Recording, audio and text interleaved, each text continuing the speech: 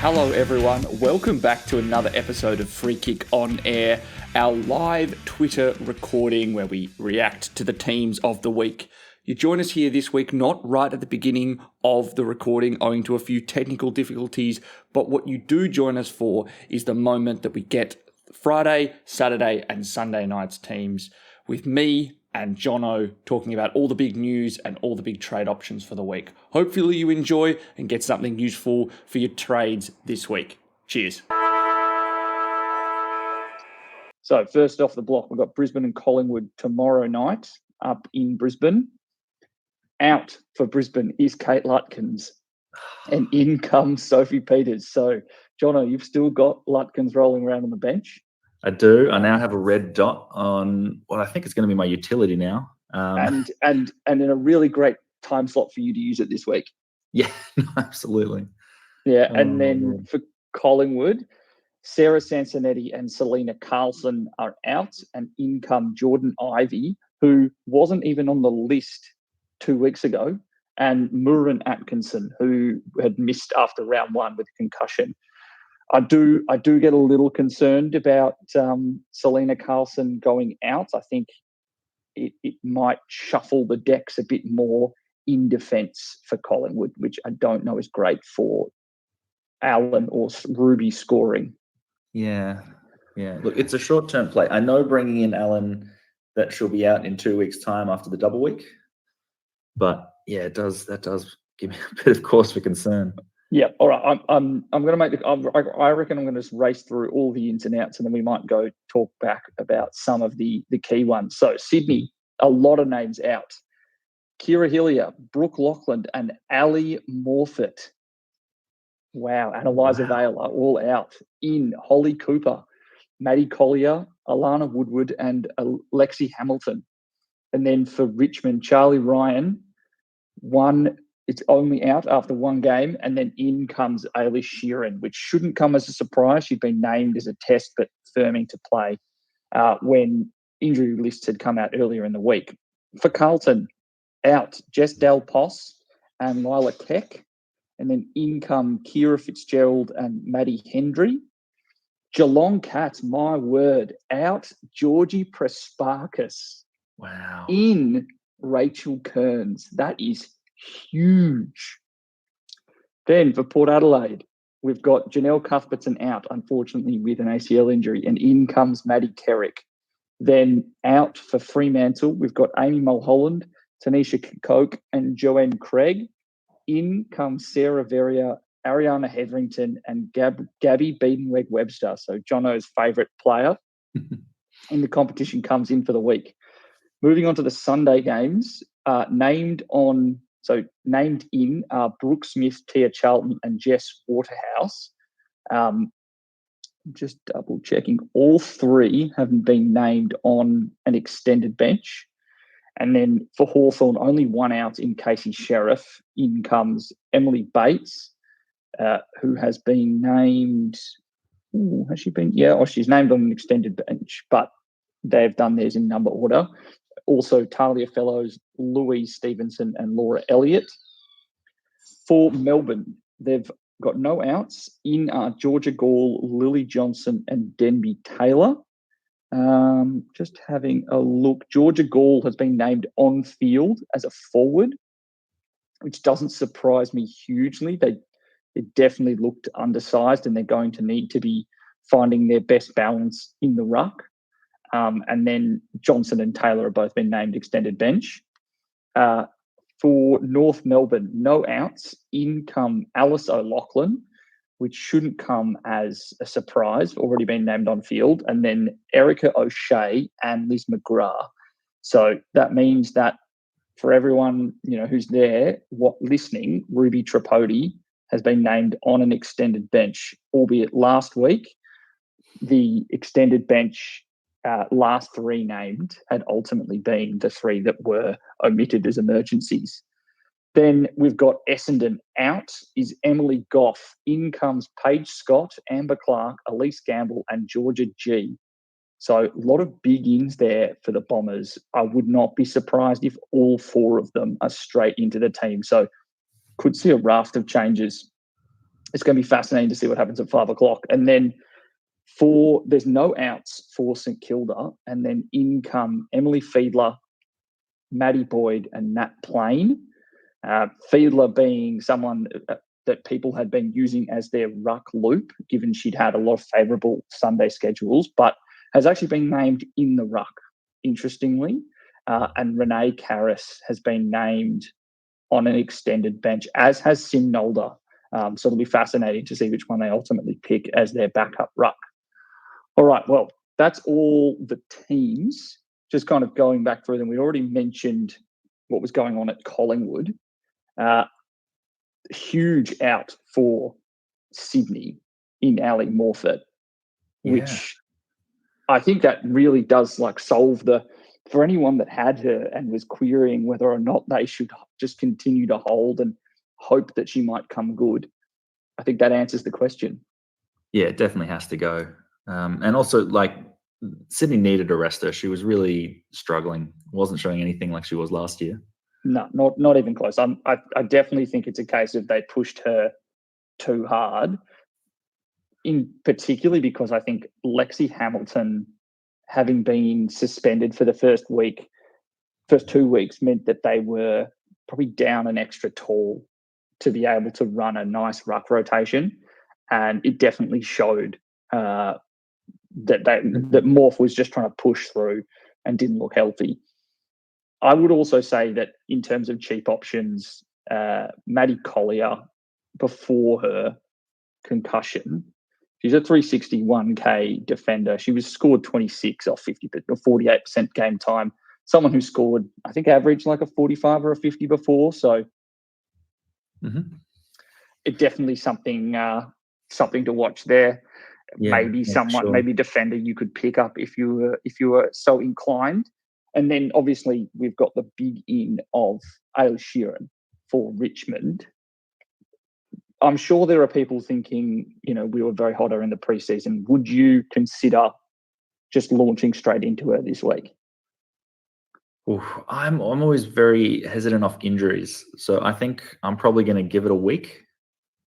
But I would hope to be, if it's what we saw in the preseason, then I'd probably hope to be on by the time that they get to their round 5 double week.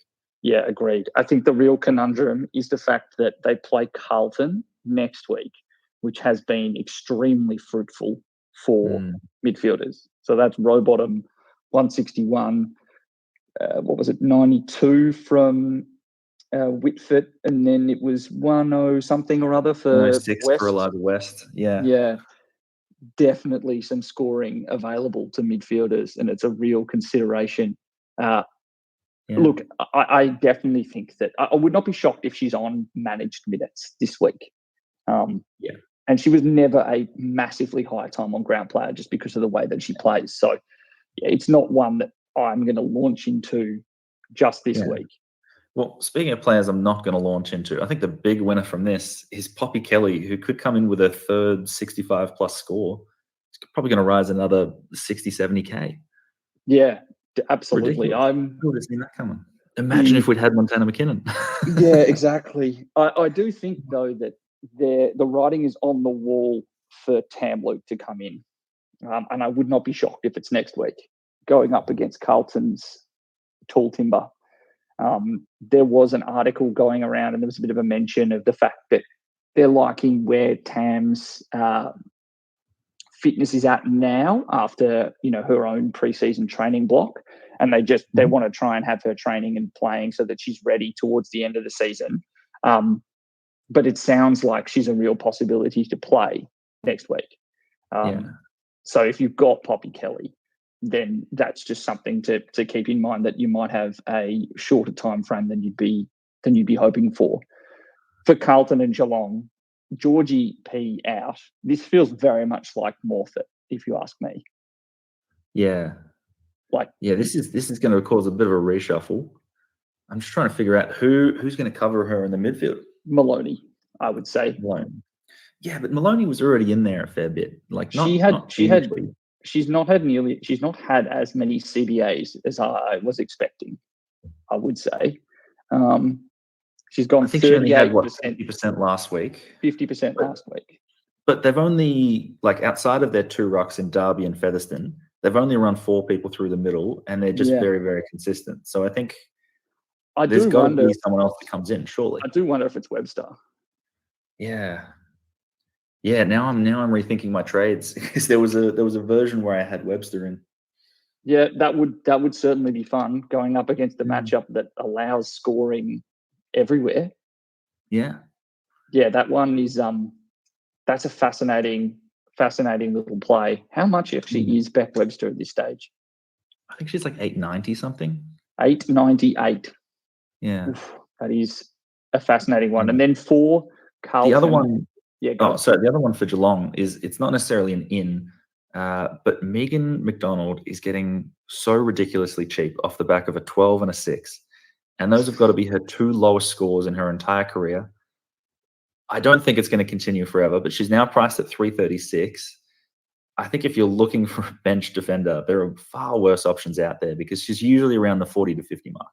Yeah, I definitely agree. And it may actually be that in, a couple of weeks' time, she's a downgrade, particularly if we're wanting to avoid like red dot issues or shuffling issues during the double game weeks, where we might be locking in trades early in the round. I think Meg Mac is definitely a good call.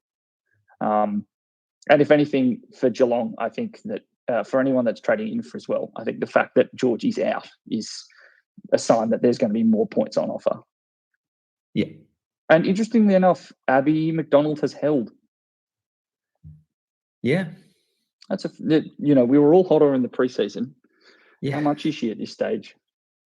I think she lost cash. I think she's down to like 312K. Yeah. She had 48% time on ground. I'm sure in no small part to the fact that she was very late in.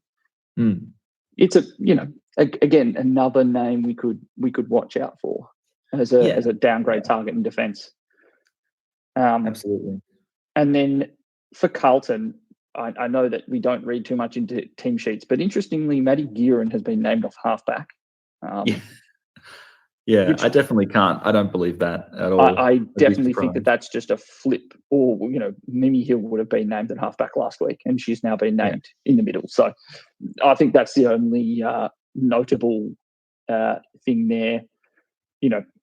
If anyone's holding out hope for the fact that DV may play on the wing again, they've named Kira Fitzgerald, who would also play off halfback in the wing. So I think that experiment is now well and truly dead for at least this week. For Fremantle, I don't know if we've got necessarily any big. I was just going to say, it's at the very least, we've also got Maddie Hendry back into the team, which is one that I think is notable.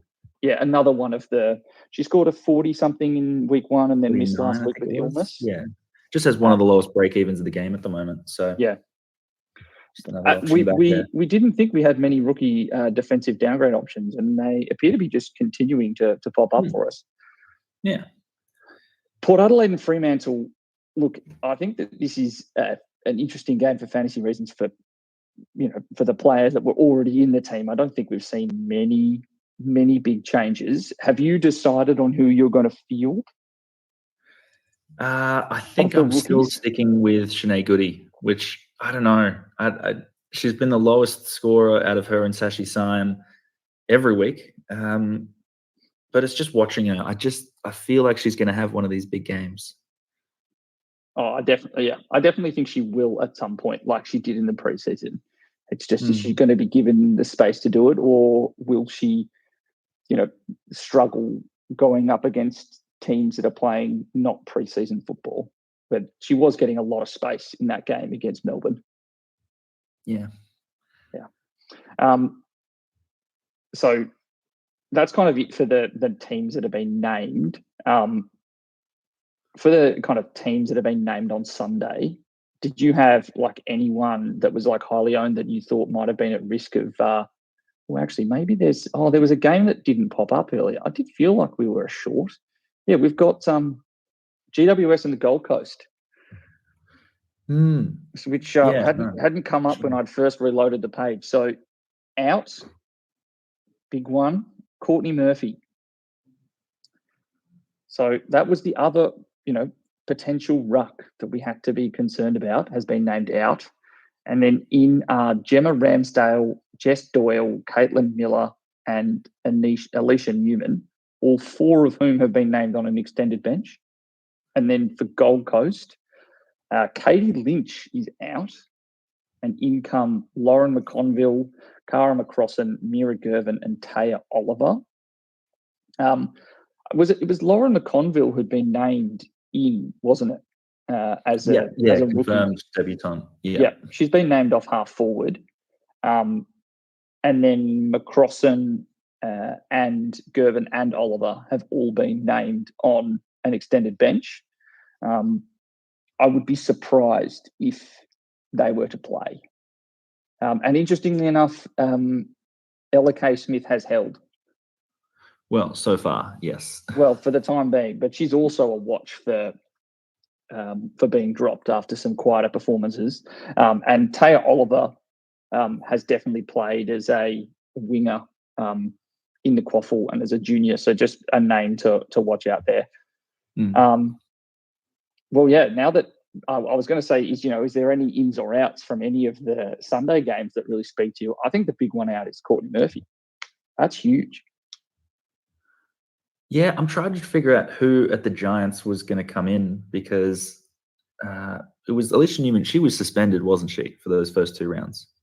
Yeah, she was, I think. Yeah, so I would have thought she would be straight into that forward line. I think they're lacking a bit of pace up forward. Yes, they're lacking quite a lot in the forward line. But at the very least, Courtney Murphy, as much as GWS talked up her ability as a forward when they wrote those preseason articles, she is a ruck kind of by trade, albeit only having played 1 game. I think that might be the tick of approval you might need if you're wavering on running with O'Dowd as your first ruck. Yeah, no, it does feel like it's very clear they're pretty settled on having her. And there's no sign of Fleur Davis, which is always nice to see. No, that is certainly going to fill me with some confidence if I do go with that trade. All right, we've got 20 or so odd minutes. I was going to run through some of the questions that we've got, and I think there's one important one. It's from Bales. Who is the best ruck worth bringing in at 300k? If you want a red dot, and then also kind of what's a cheap ruck that you would bring in for cash generation? Oh, okay. I think for cash generation, I think Eleanor Hartle has held, from what I can see. Yep, that was. I think she's got the best cash generating ability of anyone. Yeah, around that mark. It's a little bit more expensive. Yes, but, I think that there are some questions you can ask about the fact that she didn't debut until week 2, because the other option at a similar price, who is named to play as well, is Georgie Cleaver, who has looks like she may have worse scoring prospects, but probably has some better job security. That would be my only thing. But I definitely think that Hartill has the better scoring potential, cash generation potential, and is also an older, more experienced player. In terms of red dots, Bales has mentioned here Georgie Jarks from Port Adelaide. Now, I think that, there's some potential that she can be used. I will just say, though, she did her ACL at I think it was like round 7 or round 8 last year, but she is still training and is not on the inactive list. So her return to play is TBA, but there's definitely potential that she returns. So she's not a guaranteed red dot in the way that we would typically like someone who is just guaranteed not to play.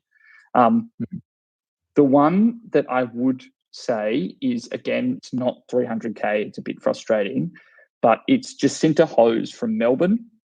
She's 328k, and is already on the inactive list and guaranteed not to play for Melbourne. Melbourne have some okay opening fixtures, but they do, obviously being a bigger club in the W, have some ones earlier in the round.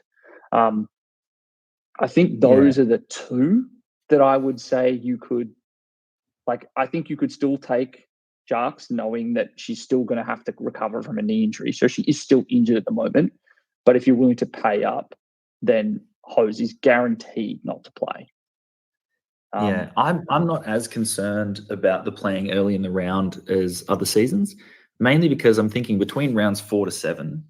Yeah. Like, realistically, what are you using your VC for? You're just using to me, it's someone who plays the double week, yeah. and you're just doing it in case they get injured or suspended or they're rested for the second game 4 days later. Yeah. So as long as I think that to me is an absolutely fine situation to bring in someone, even if they play on a Friday and a Saturday morning often. Yeah, and I also would say that I think that with the double game weeks, those quadruple captain scores are going to be super important. And so making sure that you're at no risk of getting caught out with a red dot that may ultimately play, I think it'd absolutely be advisable to be going a guaranteed. Yeah. It would be a pretty big disaster if you had Ali Anderson go 160 in the first game, and then your red dot is named on the Friday, and you can't take that score. That would be a disaster. Exactly. I think it would be a concern for week 6. Would be when I'd be concerned if you went Jarks. Like, there is potential she might be back, and that would just throw a million spanners in the works. So I would be paying up for the guarantee on that front. If you were going for basically bargain basement ruck as the trade-in or the trade-down option from your premium, do you prefer Emily Fiedler, rookie, first game, never played before, or Jess Vukic, who's 304K? I'd probably go Jess Vukic just because I don't see her falling out of the Hawks side anytime soon. While St Kilda's playing 3 rucks this week, unless they drop 3 one, names, but it's extended bench. So I assume they'll drop. My guess is they'll drop Renee Karras.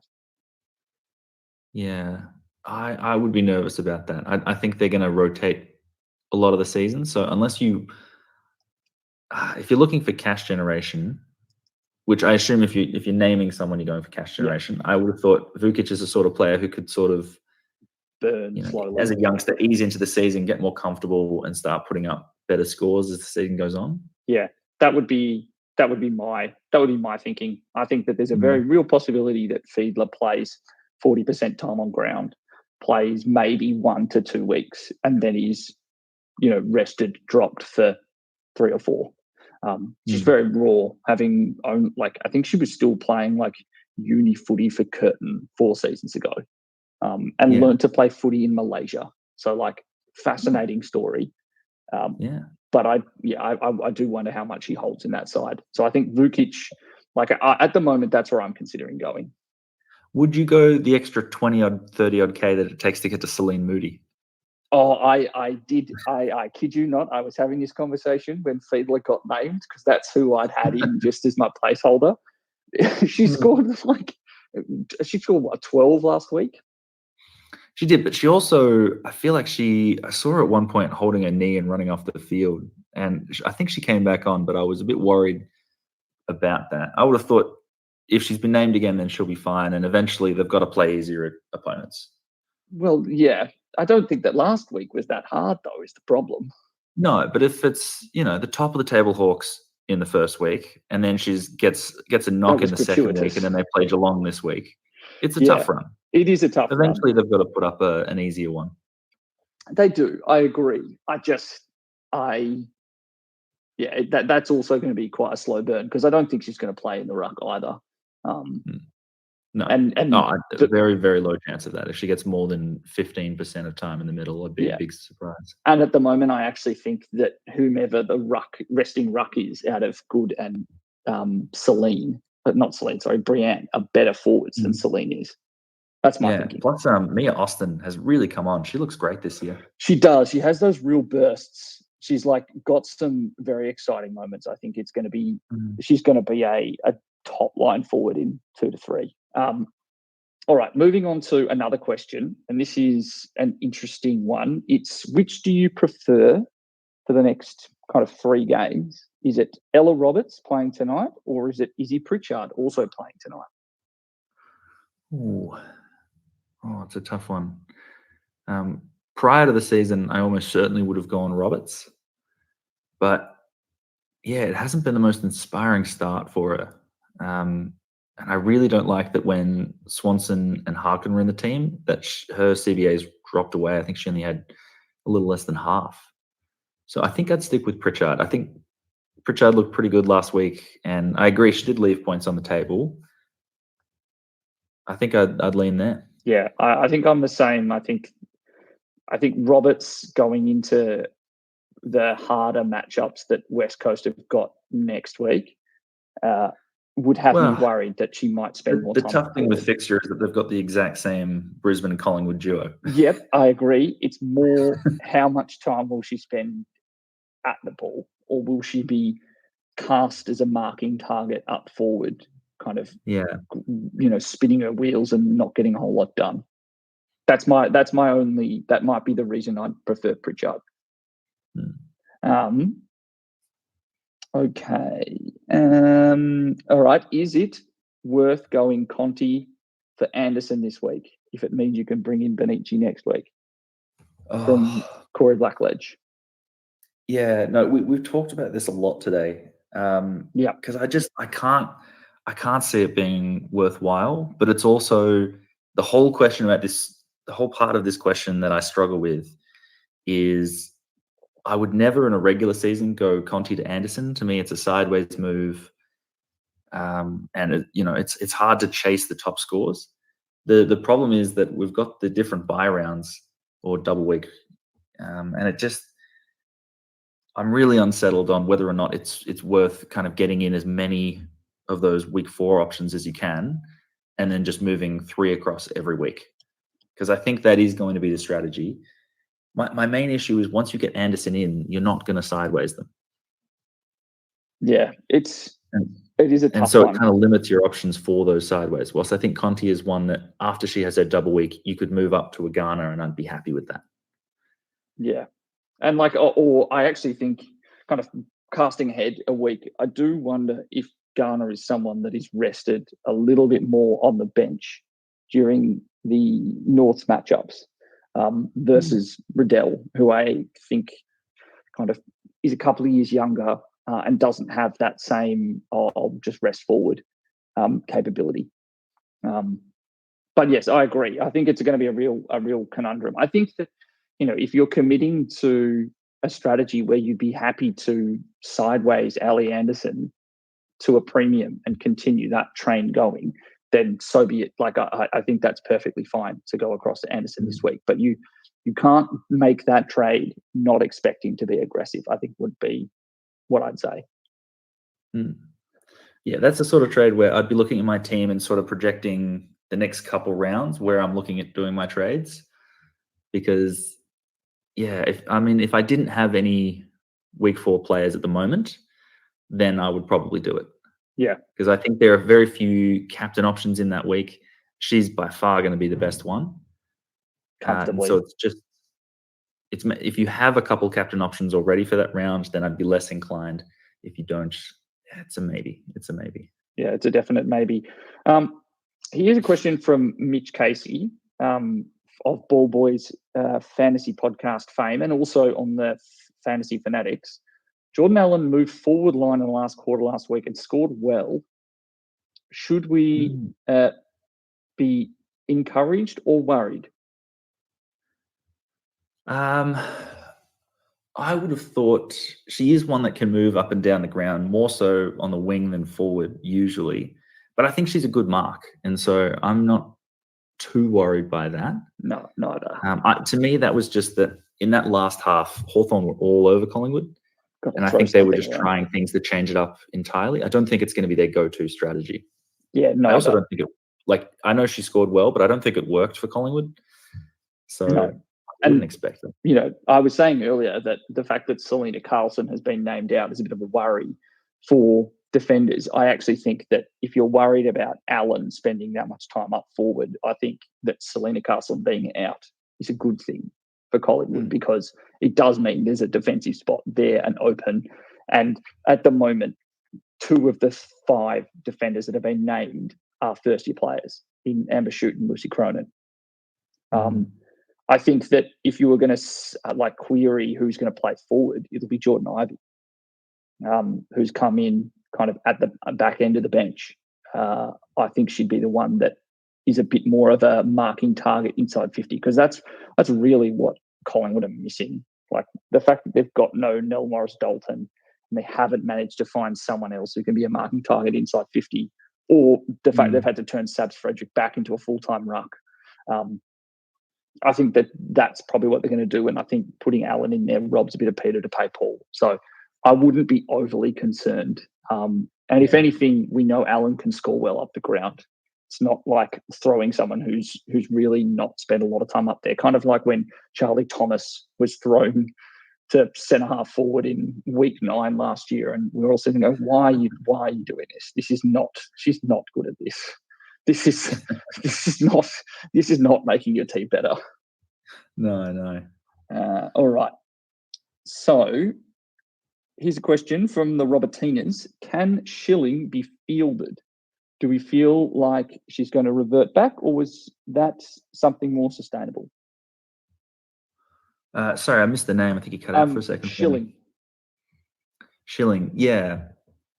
I'm probably not looking to field, but I would feel more comfortable fielding her than a lot of the other rookies back there. So if I was bringing in, an Atkinson or a Collier or a Hendry, I would comfortably field Schilling above all those players. But I'm currently bringing her in as my defender bench, and I got to be honest, I feel a lot better about that than anything else. Yeah, it was 13 disposals, 11 of them were intercepts. I think the matchup is good this week, but this might be the only week that I think she might score more than 30. Would be where I'm at. I think I'd be very concerned. I think some intercepting players can do well, but it's very rare that you see a first-year player come in and do it. Well, basically, played under 10 games, played I think 6 or 7 throughout her career. Yeah. Here's a question from Just Quietly: if money is not a problem, how do you decide between Friswell and O'Loughlin? Which do you prefer? Yeah, that's it's one that I've been tossing up myself. I think add in Chelsea Randall there too. Yeah. Well, Chelsea Randall we can't get because she's playing the Hawks, and that breaks my rules about trading in players who play the Hawks. I think Alice O'Loughlin, I like it. I think as a small forward, though, I would have imagined that the role is going to be slightly less consistent. I know North have been, dominant, are going to continue to be dominant. But I like that Friswell, pretty much no matter where the game's going to be, she's going to be around the ball, which I like. Yeah. So I'd probably lean there. Yeah, I think that's why I'd lean to Friswell. Yeah. I think that they're probably, if you're going to go on a points per dollar basis, I wouldn't be shocked if they average out very similarly. Yeah, no, for sure. I think they're still both value, but I think that if money is no object, I'd prefer going for Friswell. There's been a lot of times this week where I've not, instead of taking Friswell, I've gone down to O'Loughlin, and I've seen how much further that gets me from Allen, and I don't like anyone more expensive to change the trades. Yeah. The other option at the O'Loughlin level, and it's not one we discussed earlier in the week, but it's one that I've been mulling, is Dakota Davidson, who key forward, clearly the best key forward in that team at Brisbane, has the cushiest of cushy matchups, but probably isn't going to get rested on the bench. Like if it's an absolute shellacking, she'll sit in the goal square and should score all right. I think if you really were worrying that you might not have enough players on that week 4, and you couldn't, and like you're looking for someone to pivot to, I would absolutely tick this off. My question, and I haven't actually weighed it up yet, but it's been something that I've seen people throwing in questions and teams that I've seen. Which do you prefer, Dakota Davidson or, oh my goodness, what's her name from the Eagles? Will was going to trade her in, Kelly Gibson. Yeah, no, I think I would absolutely go with Dakota Davidson over Gibson. I think Gibson is one that is going to be up and down, because I just think West Coast, when they're playing these top tier teams, I think they're really going to struggle. Yeah. So I think Davidson, I think he's going to be consistent. It's hard to go against the person who kicked the most goals last season. Yeah, and I know that she doesn't have necessarily the ceiling scores that you'd like, but if you're going to go consistency, I definitely think that's a good play. And if ever you were going to get, N+2, N+3 scores from Dax, it'll be going up against Collingwood, who don't have a lot of key defenders, and then Western Coast and the Western Bulldogs. Yeah, and she started this year fairly solidly for what we were looking at as two very, very tough matchups. Yeah, agreed. Yeah, I'd feel pretty good.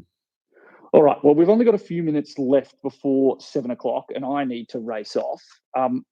A question very generally, and I think it applies to a lot of the trade questions that we've got, is you're sitting there going, all right, I've got this player that I might want to trade out, a Jess Hosking, Ruby Slicer, for example.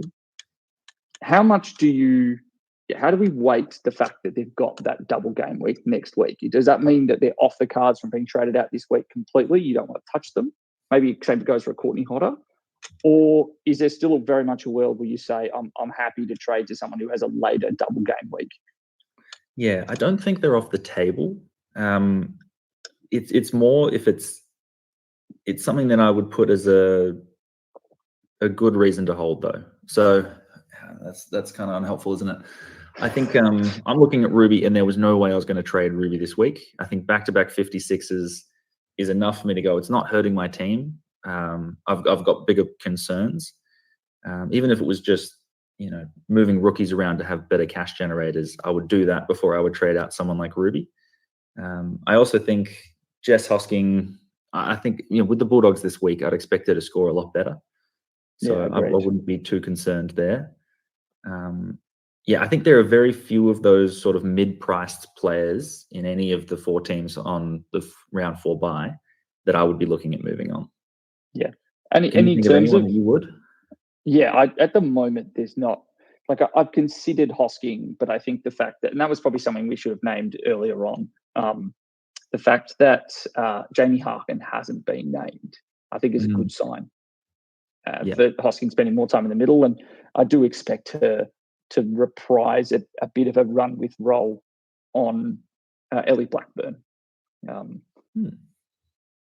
I think that was something, Hosking got time, particularly in that last quarter, and that's why her score popped running with Maddie Prespakis.